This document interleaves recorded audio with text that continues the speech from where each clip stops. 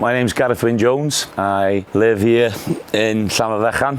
My family has been on this land for 375 years. I'm a big believer in the countryside way of life, and I love to share it. So over many years, I put my head down and just worked and did, different things. Then I began to see the power that we have on our phones and started the social media journey, which has been a bit of a roller coaster. But it's important for me because I feel as a farmer that we've been portrayed as the big bad wolf, with pollution, with climate, and I think we're the people that are feeding the rest of the nation in an affordable, sustainable and an environmentally friendly way, and it needs to be showcased.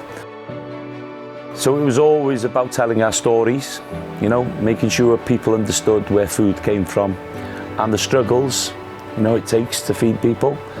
And you can be sitting in your house with a belly full of food with no understanding how that's produced, from the carrots to the fruit to the veg. But everything will have started either from the soil or from the sea. And, for me, that's the important message that I want to get out there. Our health is our wealth, and a lot of that is to do with the food we eat. And if we can push that narrative, I think this country could be building a better Britain on our bellies. Wow, a typical day in my life as a farmer can be anything, everything. But usually, spring, lambing, one of the best times.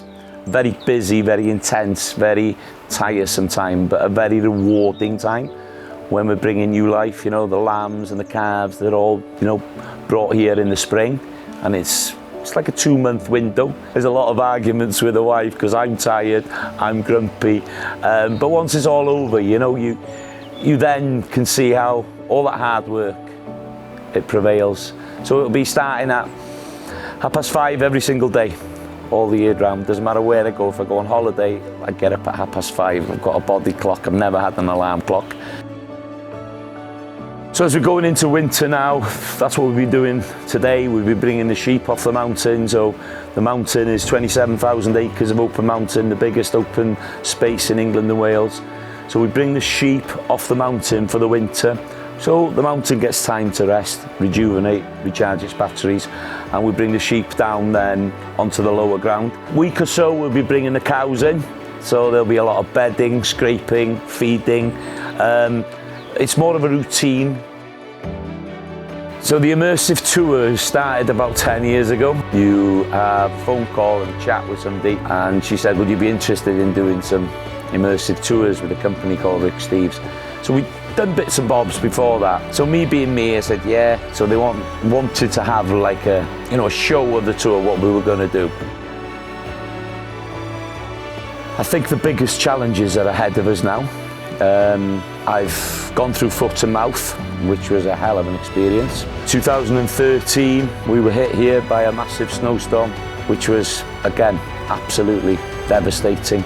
But now I feel our biggest challenge is politically, with policies coming from Welsh Government and from Westminster. One of the biggest worries we've got here, TB. Yeah, we've been under restrictions. We've lost quite a few cows. I was last Friday down in Pembroke on a farm there that's just been sold. He'd lost 180 cows to TB. We can always moan about the weather, and we'll always find a way to work around the weather, but you can't work around policies. You can't break laws or your business is finished.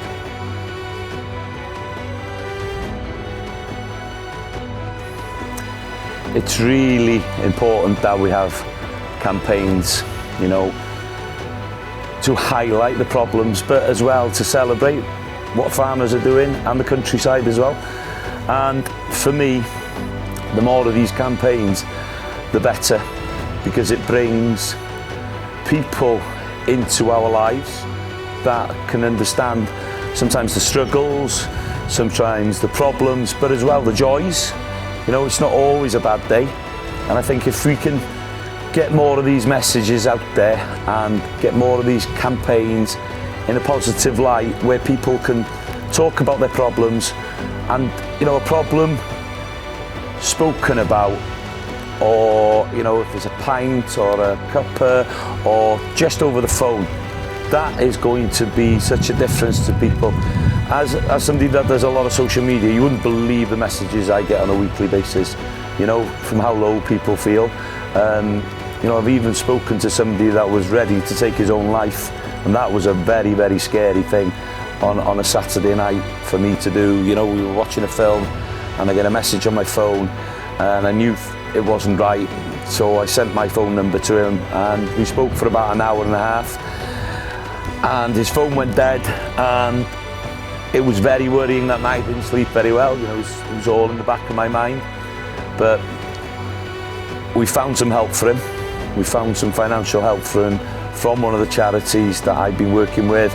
They phoned him on the Sunday and he came through the other end. So, you know, it's that little bit that we can all do. So it's important that we get the message out there, and it's important that people understand there's a lot of different campaigns, but everybody's working for the same goal, you know, to better the industry, to help people and to educate others as well about what we do every day.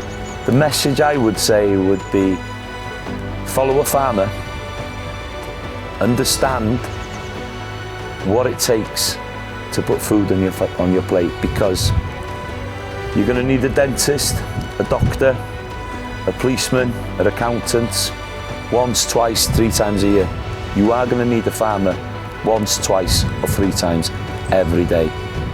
And I'd just like to see more people understanding what farmers are going through at this moment.